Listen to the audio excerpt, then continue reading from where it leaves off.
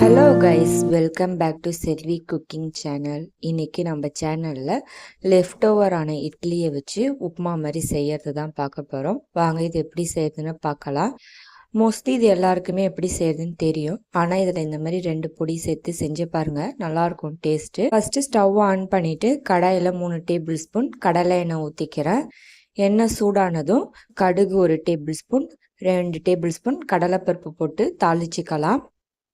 அதுக்கப்புறம் 3 காஞ்ச மிளகா போட்டுக்கிறேன். கருவேப்பிலையில் போட்டு தாளிச்சிக்கிறேன். இதெல்லாம் வறுபட்டதும் 2 வெங்காயம் சேர்த்துக்கோங்க. இந்த மாதிரி நல்லா நீட்டு வாக்கில் கட் பண்ணி போட்டுக்கோங்க. வெங்காயம் நல்லா வதங்கட்டும். நல்லா வதங்கினதுக்கு அப்புறம் உப்பு சேர்த்துக்கலாம்.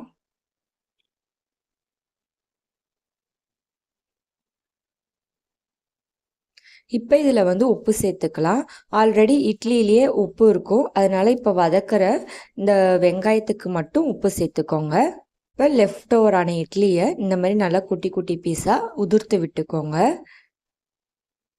இந்த மாதிரி வெங்காயத்தை நல்லா வதக்கினதுக்கப்புறம் நம்ம உதிர்த்து வச்ச இட்லியை இதில் சேர்த்துக்கலாம்.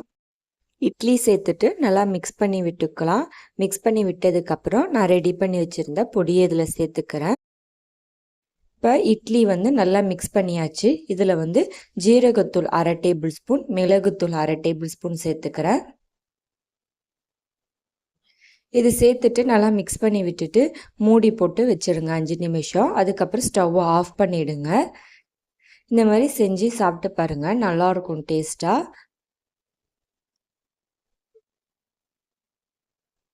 இப்போ ரெடி ஆயிடுச்சு இட்லி உப்புமா. நீங்களும் இந்த மாதிரி ட்ரை பண்ணி பாருங்கள். இந்த வீடியோ பிடிச்சிருந்தா லைக் பண்ணுங்கள், ஷேர் பண்ணுங்கள், சப்ஸ்கிரைப் பண்ணுங்கள்.